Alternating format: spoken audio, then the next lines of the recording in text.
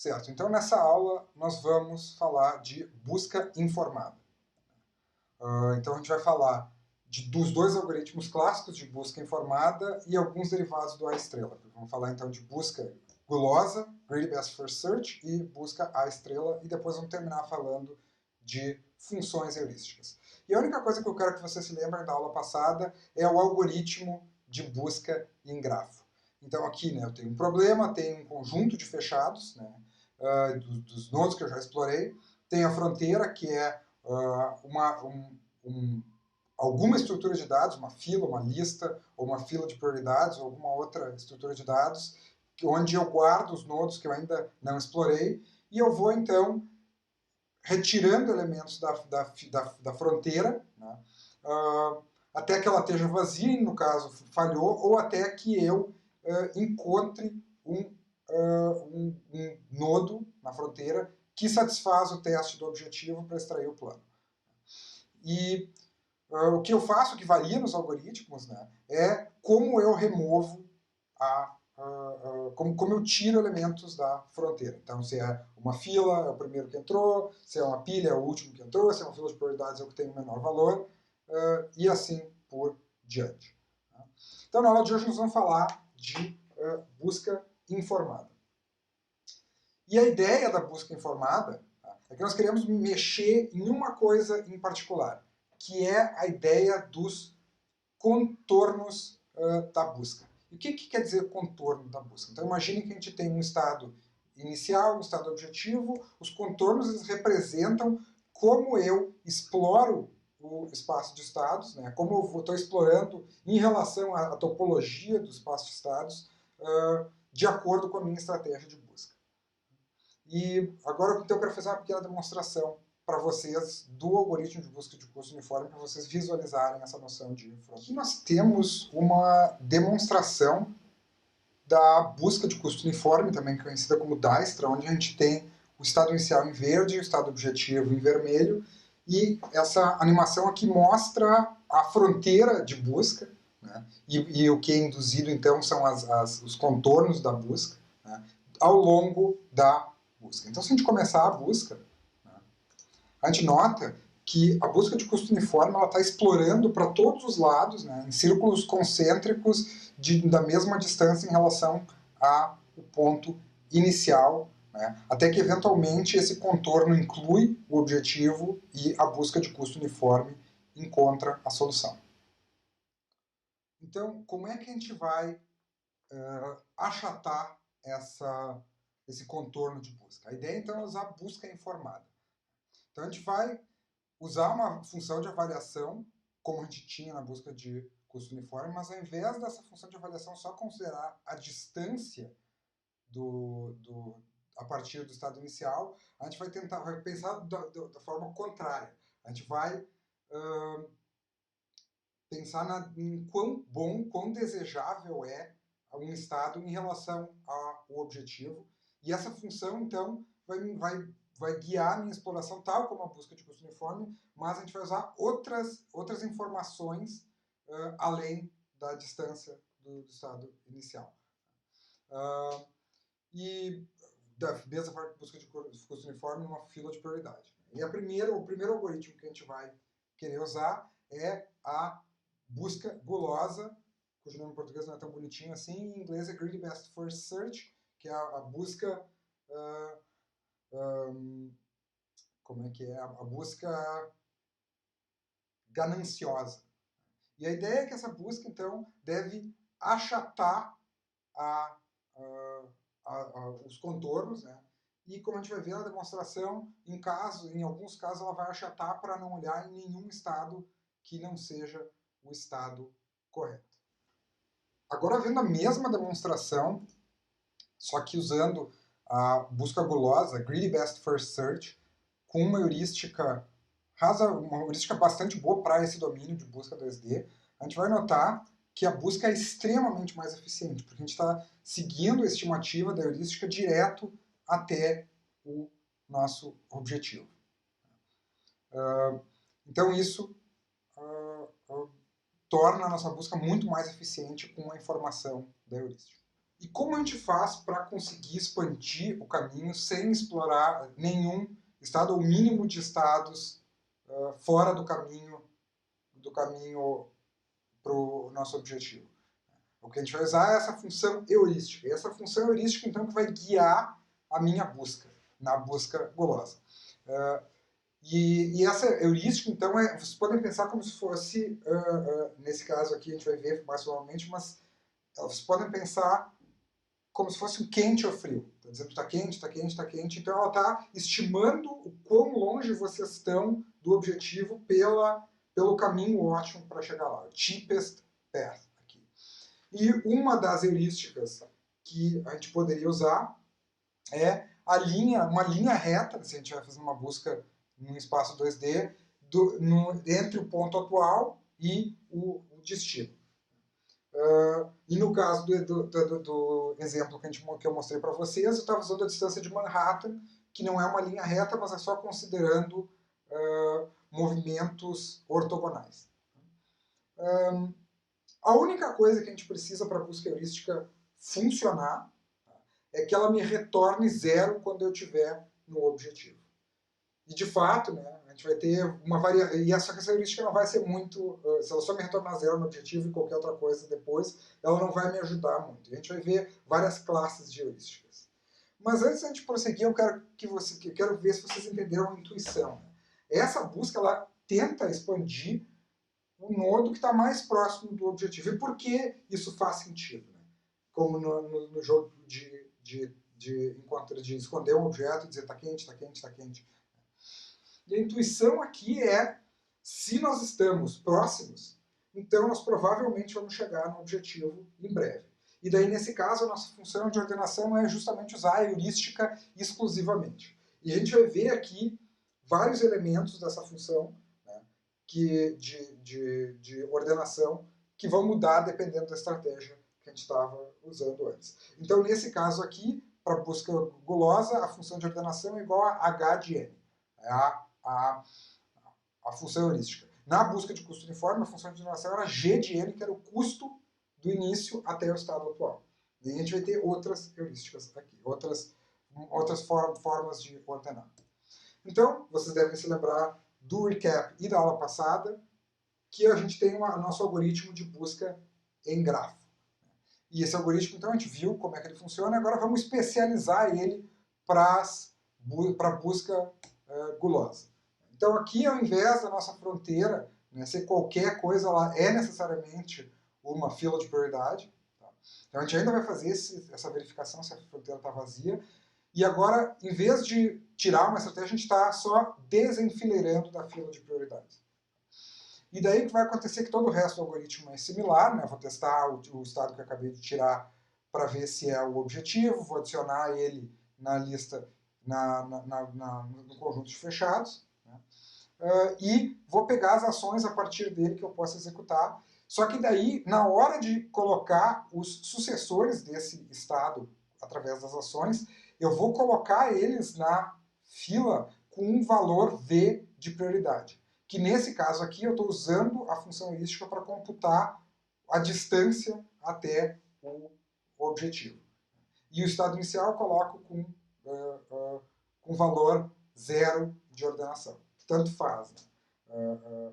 E ele vai sair na primeira expansão. E agora eu quero ver vocês usarem esse algoritmo para resolver o nosso problema de navegação na Romênia. Então notem aqui que nesse caso aqui a gente está usando a distância em linha reta, e eu estou anotando essas distâncias em linha reta aqui à direita, então a heurística já está pré-anotada. Né? Tipicamente não vai ser uma tabelinha bonitinha, a gente vai ter que gastar tempo computacional nisso, mas para esse exemplo vamos considerar uma heurística anotada aqui e nós temos o mesmo mapa com os custos de cada expansão anotados, tal como na aula passada. Então o que eu gostaria que vocês fizessem agora é pausassem o vídeo, olhem o algoritmo e tentem executar o algoritmo de busca gulosa neste grafo.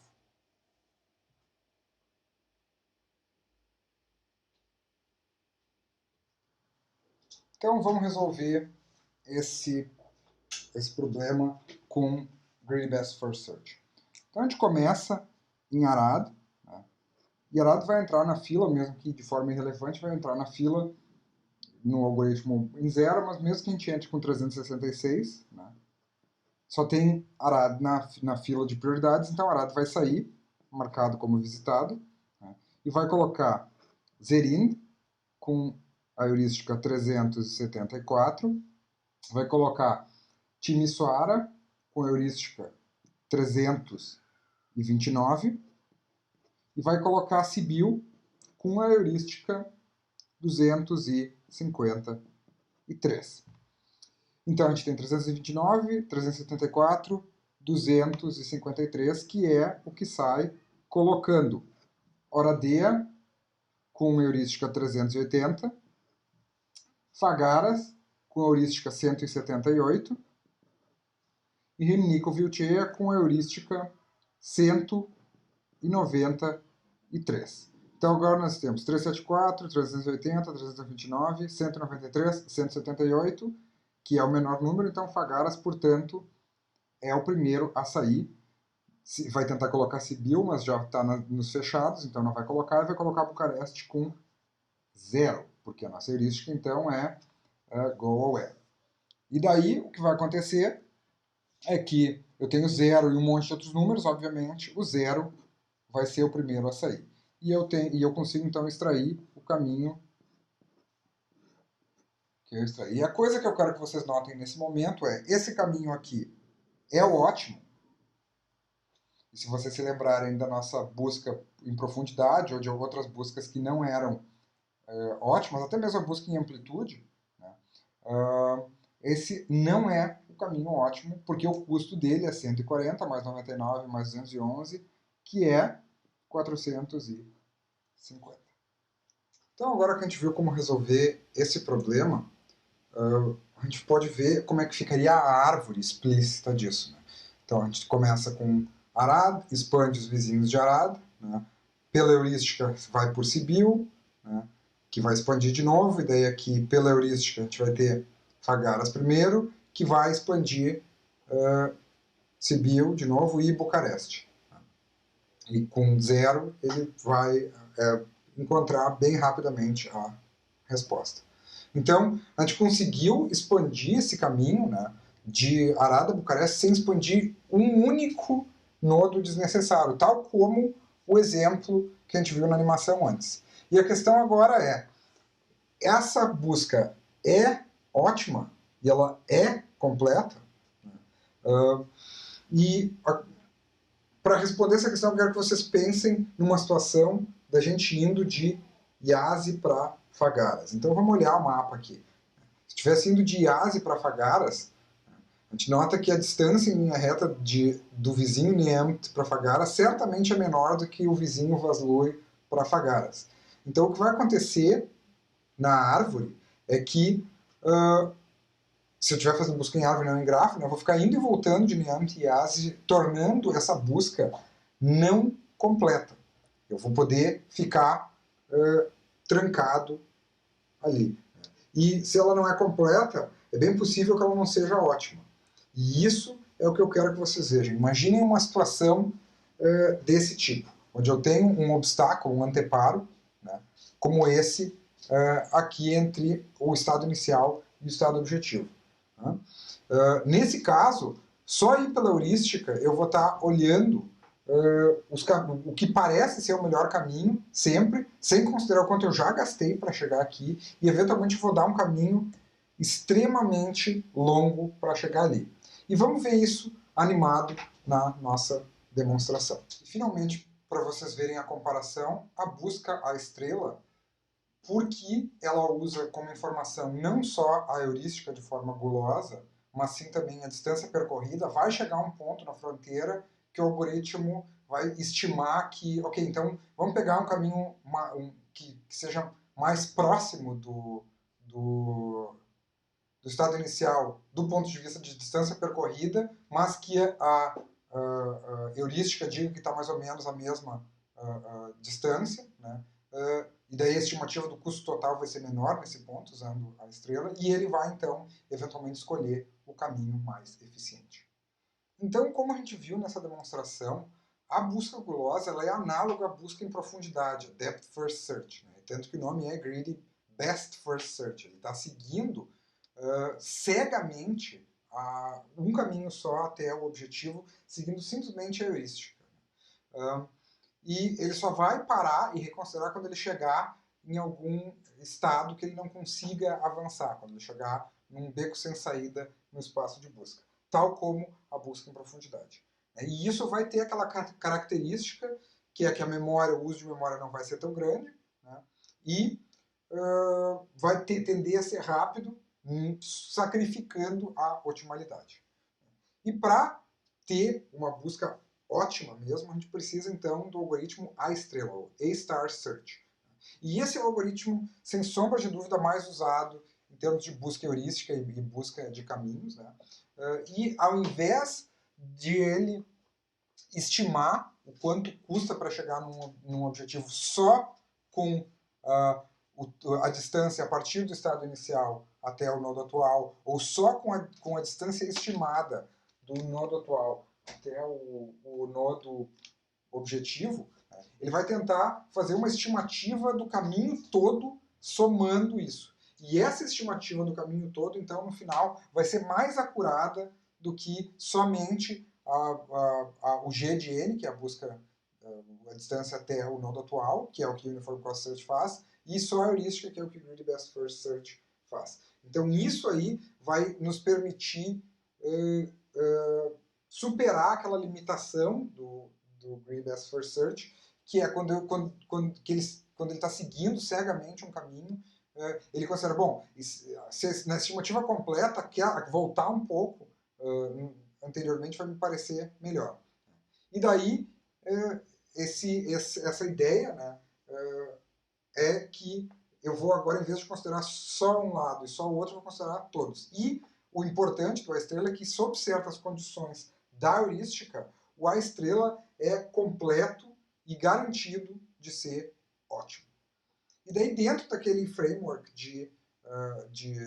do algoritmo Greedy Best First Search que a gente já viu, a gente também pode olhar a estrela. E a única diferença agora é que o valor que a gente está usando para enfileirar aqui vai ser o custo até o nodo. Lembrem-se, esse custo aqui é aquela estimativa até o nodo atual, até o nodo N', né, mais a heurística, a estimativa heurística do estado do N até o objetivo.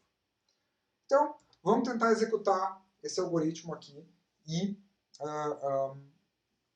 ver como ele expandiria. Então, pausem o vídeo agora e tentem executar o algoritmo nesse grafo e depois, quando vocês estiverem prontos, despausem para comparar com a minha demonstração.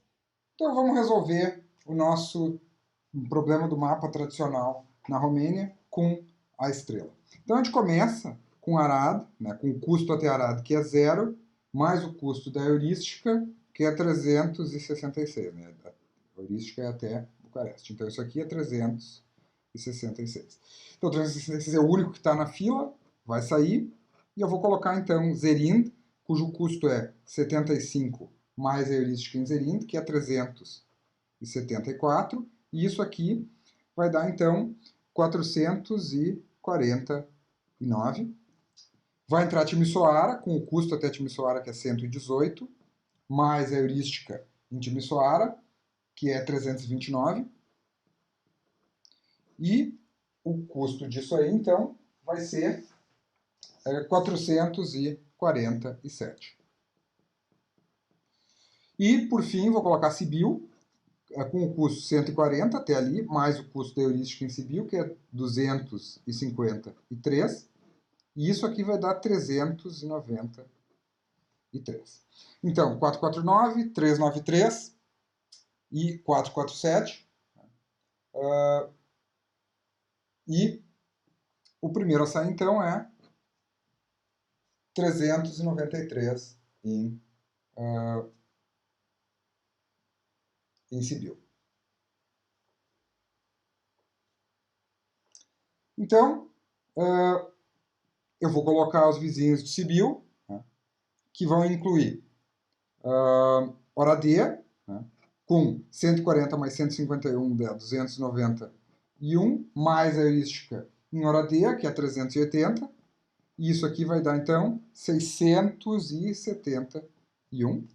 Vou colocar Fagaras, com 140 mais 99, que é 239, mais a heurística em Fagaras, que é 178, isso, 178, que vai dar, então, 417. E vou colocar, ia tentar colocar Arad, mas Arad já saiu, então não vai entrar, e Rimnico-Vilcea com 220, né, 140, mais 80, né, o custo para chegar em Rimnico-Vilcea via Sibiu, mais o custo da heurística, que é 193, e isso aqui, então, deve dar 413. Então, agora eu tenho que escolher entre 413, 417, 396 já saiu, 671, 449 e 447. Então, o mais curto, né, o que está na frente da fila de prioridades, é Rimnico-Vilcea, com 413. Sibiu não entra porque já saiu, vai entrar Piteste, com 220 mais 97, que é 317, mais o custo da heurística em Piteste, que é, cadê? 98, que vai dar, então, 415, se eu não calculei nada errado. Vai colocar Craiova com 220, né, o custo até Rimnico-Vilcea, mais 146, que é o custo de Rimnico-Vilcea até Craiova, né, que vai dar 366, mais o custo da heurística em Craiova, que é 160. E isso aqui deve dar 526. Então agora eu tenho 415, 417, 449, 447, né? E o menor número aqui é 415.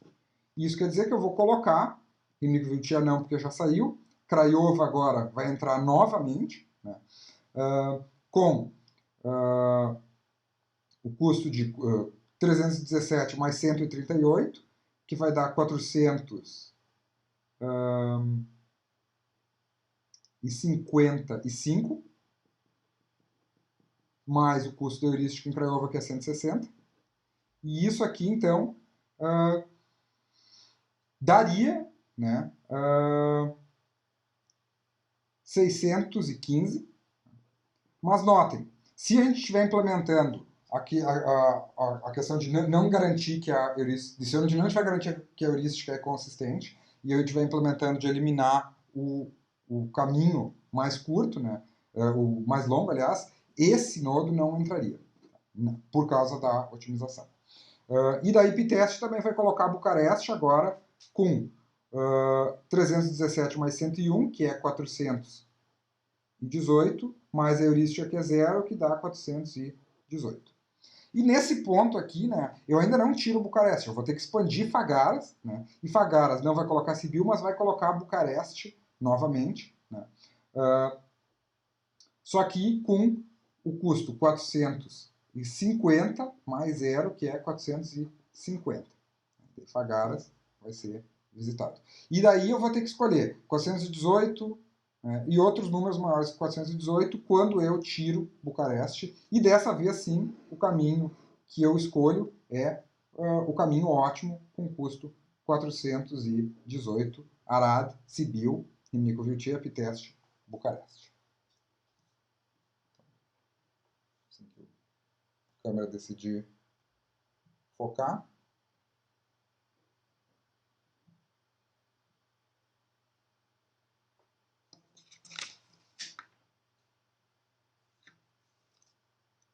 Agora sim.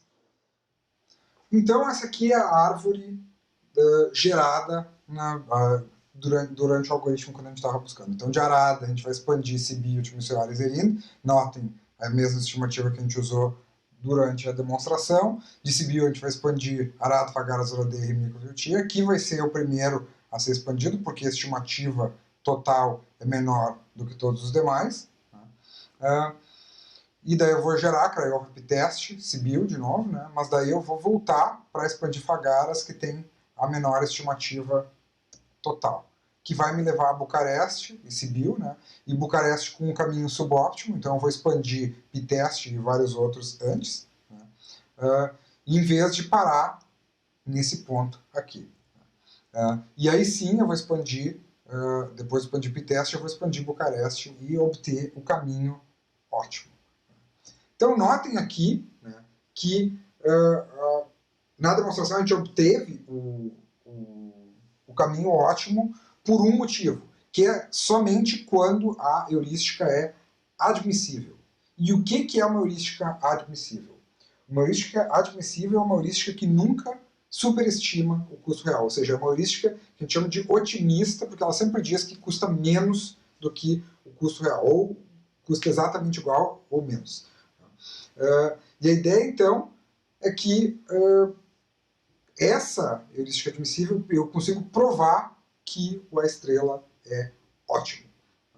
E nesse caso aqui, a gente estava usando como heurística, né, a distância em linha reta, no mapa. E a distância em linha reta é admissível por quê? Porque não existe, né, numa topologia 2D, não tem nenhum caminho mais curto entre dois pontos. Uma variação do A estrela que eu acho interessante comentar é o Iterative Deepening A*, tal como a gente tinha aquele Iterative Deepening Depth First Search, a gente também tem versões Iterative Deepening. E a ideia aqui é que a gente quer tentar ter um footprint de memória menor, que fazendo uma busca gulosa até uma determinada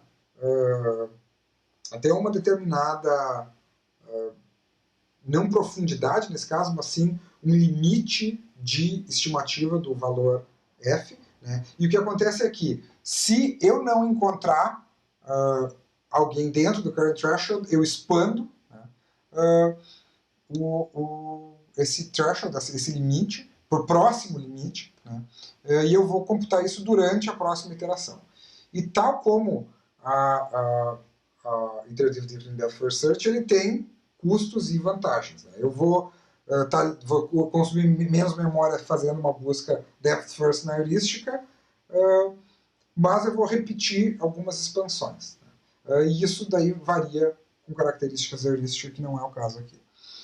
Então a ideia é que eu vou ter um driver, onde eu começo com uma estimativa do upper bound inicial e um caminho.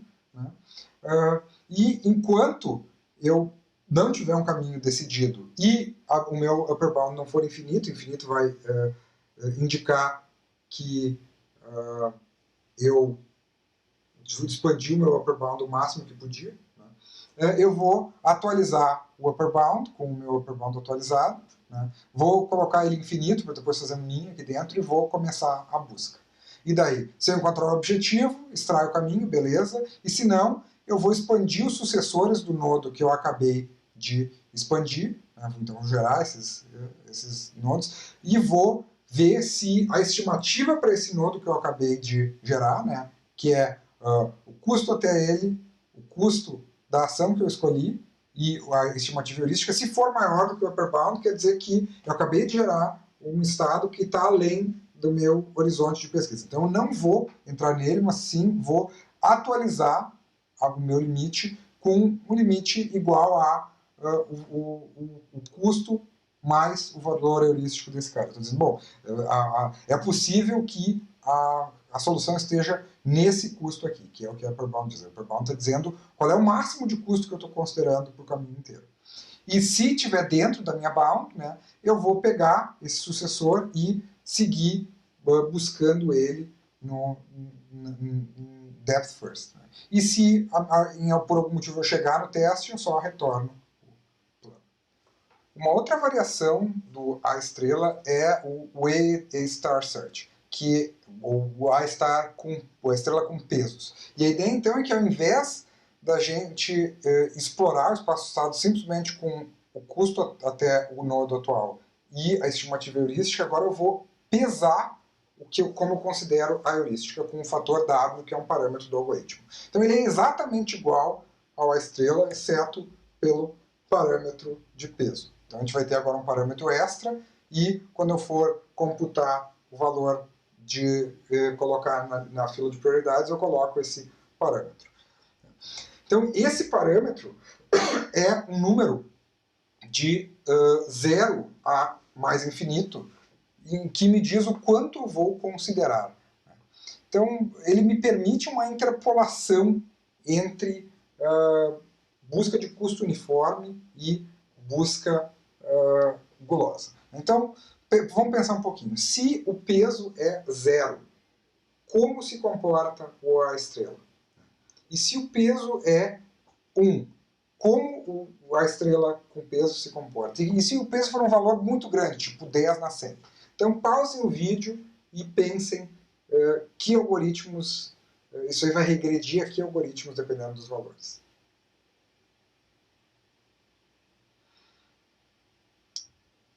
Então, se o valor for 0, o que acontece? Eu basicamente estou jogando a heurística fora e estou só olhando a estimativa até o nodo atual. E daí vai regredir para Uniform Cost Search ou Dijkstra. Se o valor for 1, bom, então é só G mais a heurística, obviamente ele vai ser igual a estrela. E se o valor for muito grande, tipo 10 na 100, o que acontece é que o valor do custo até o nodo atual vai se tornar irrelevante na sequência. Ele vai considerar só o valor da heurística pesado por o meu fator de peso.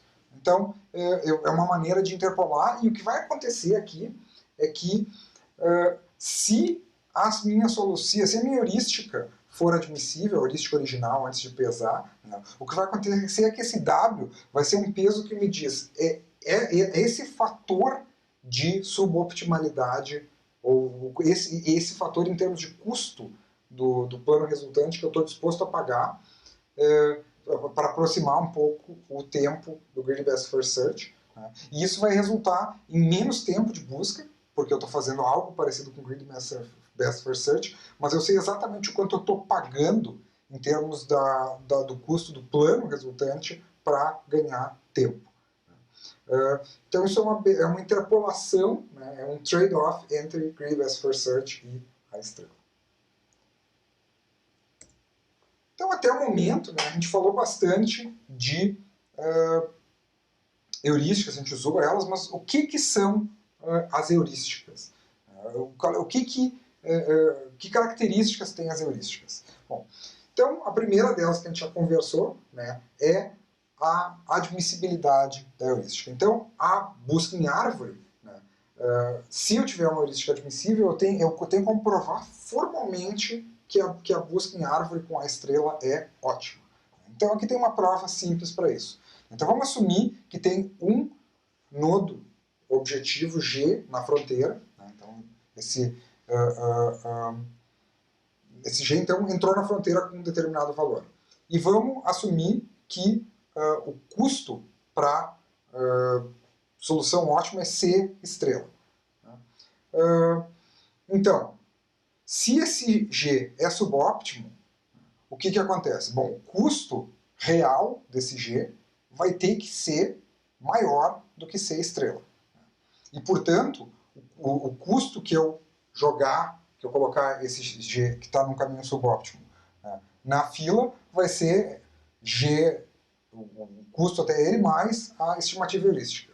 Mas, como essa heurística é admissível, esse G aqui, né, que é subóptimo, né, já que a heurística é admissível, esse G vai ter que ter o custo da heurística 0. Então, o que vai acontecer é que o custo só para chegar nele, uma vez que ele não é num caminho ótimo, vai ter que ser maior do que o custo ótimo ser estrela. Mas agora vamos considerar um outro nodo, mas agora um nodo qualquer, né, que está num caminho ótimo. Bom, se esse nodo está num caminho ótimo, esse G de N vai ter que ser menor do que esse valor. E esse H de N vai ter que ser menor do que o custo que falta para chegar lá.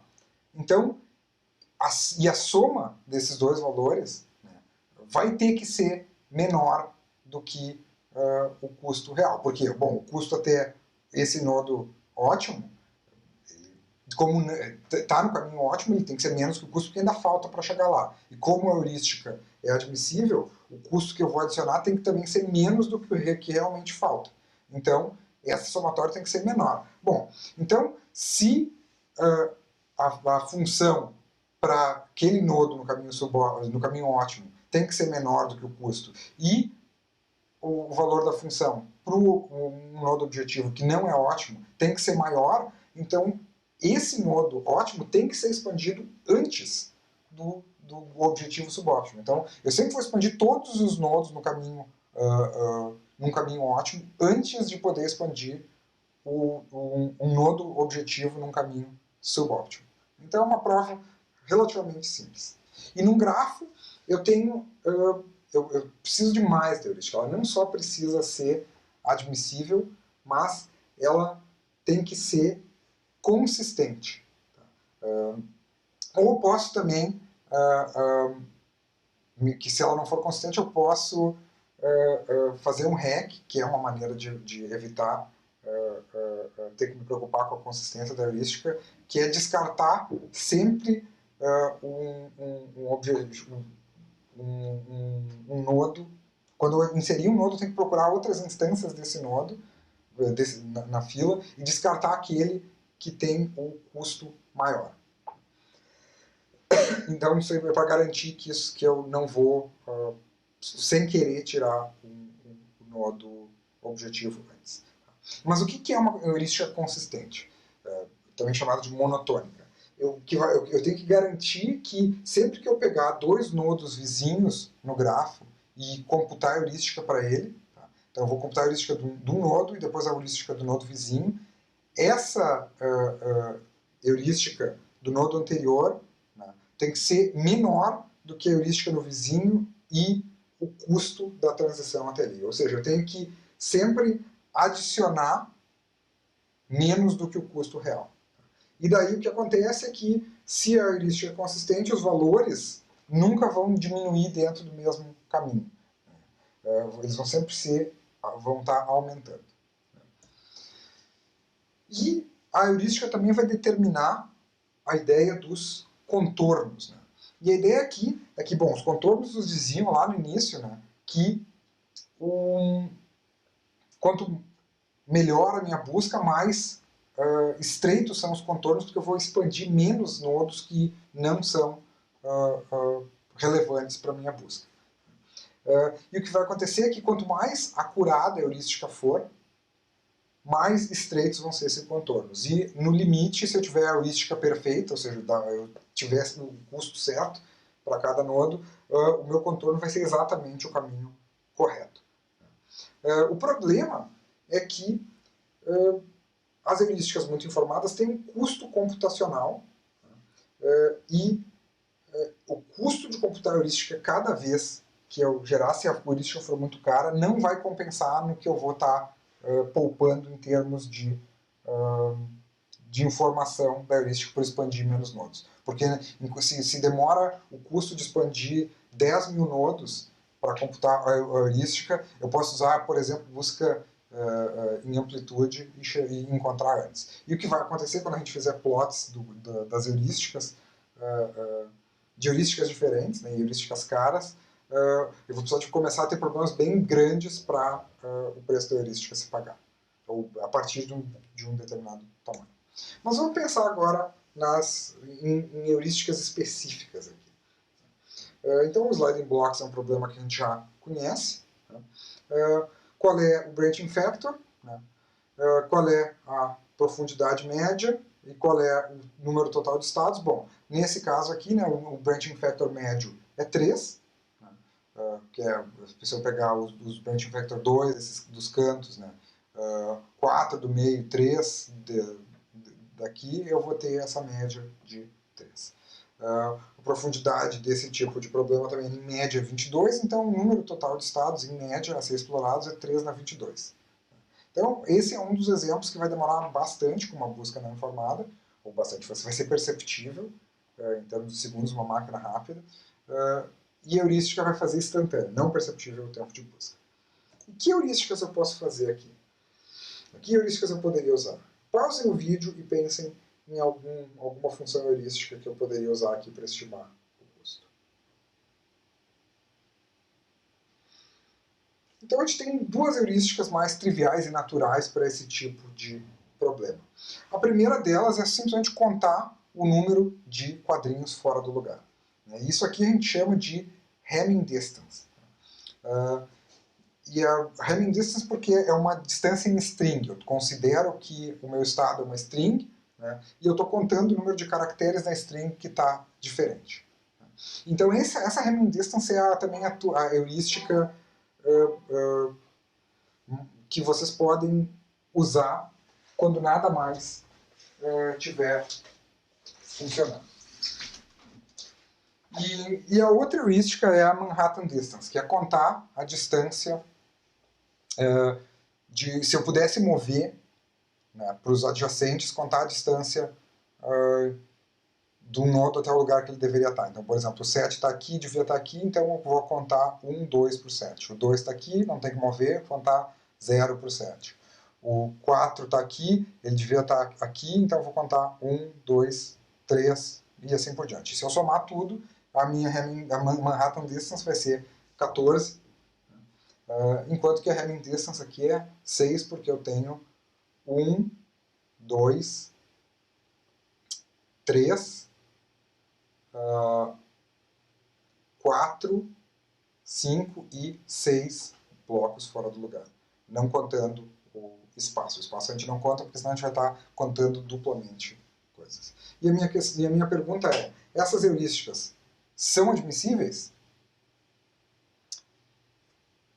E, nesse caso, vocês podem pensar, né, que são admissíveis. Certamente vai custar muito mais, como eu não consigo mover o 7 diretamente para cá, a Hamming Distance certamente é admissível, porque ela está subestimando bastante. E a Manhattan Distance também. Eu estou podendo mover coisas que eu não poderia mover. E a gente já vai ver o que isso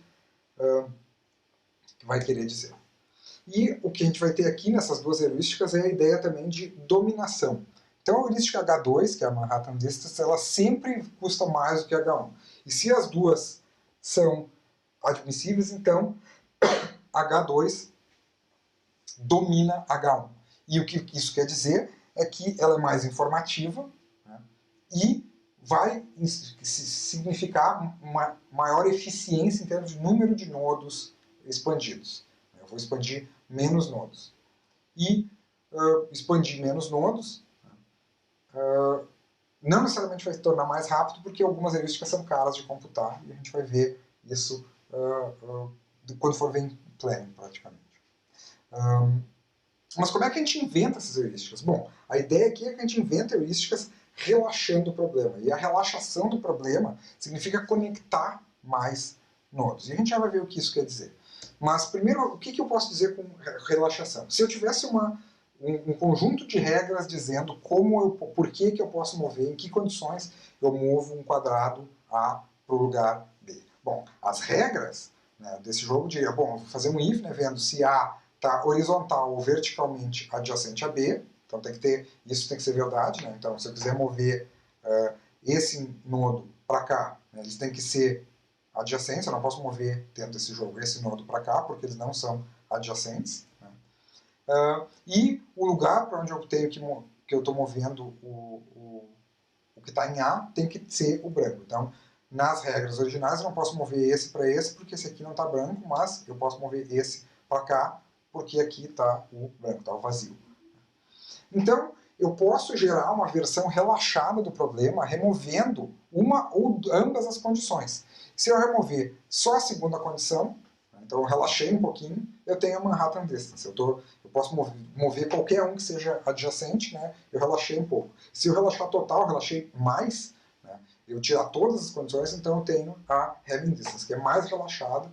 Então, quanto mais relaxada, menos informativa. E também, tipicamente, mais rápido de computar. E, claro, existem outras maneiras de computar as heurísticas, né? Como, por exemplo, usando machine learning ao longo de um problema. E tem trabalhos ativos nisso, em busca e planning, para aprender heurísticas. E essa relaxação, então, como eu mencionei antes, ela significa que se eu tinha, né, estados, eu tenho uma certa adjacência, o que acontece é que, bom, desse estado original eu podia mover, por exemplo, 2 para baixo, né, e o espaço para cima, ou mover o 3 para cima, o espaço para baixo, ou mover o 5 para a direita, o espaço para a esquerda, ou mover o 6 para a esquerda e espaço para a direita. E daí, por exemplo, esse estado aqui, onde eu estou com o 5 no lugar do 7, estaria muito mais abaixo na minha árvore de busca. Mas quando eu relaxo, eu conecto estados que não estariam normalmente conectados. E o que vai acontecer é que a minha árvore de busca, que tinha uma certa profundidade, aqui até a solução, vai estar achatada. Então, eu posso pensar conceitualmente que essa relaxação vai realizar uma busca num espaço onde a profundidade máxima é menor e, então, portanto, eu consigo chegar numa solução mais rápido. E daí, o quanto mais rápido e o quanto relaxado é essa medida de informação e custo da heurística. Então, para terminar, né, eu gostaria que você se lembre, então, que a gente sempre fala, vou usar uma heurística, né, mas a heurística em si é diferente da busca. A heurística é uma função que eu uso na busca. Então, um erro básico é eu confundir a função heurística, que eu vou talvez fazer uma busca ali dentro, com a busca em si. A função heurística é uma função que eu chamo, e eu posso fazer várias computações ali, mas a única coisa que me interessa é o número que ela me retorna, que é o que eu vou usar para ordenar a minha busca. E sim, o que acontece é que a heurística é algo que os algoritmos de busca informada usam, e a busca ótima nesses algoritmos depende de uma heurística admissível. E aqui, para vocês olharem, eu tenho uma visualização de heurísticas bem interessante para vocês verem no GitHub, além das demonstrações que eu coloquei a URL no slide correto e na descrição. Então, na aula de hoje a gente viu as buscas até agora, né, não informadas e informadas, e várias outras maneiras de fazer busca que a gente não viu, mas que se vocês fizerem um curso de IA vão ver, né, possivelmente comigo, né, como reduzir memória, lidar com ambientes contínuos, fazer busca e executar enquanto busca, e assim por diante.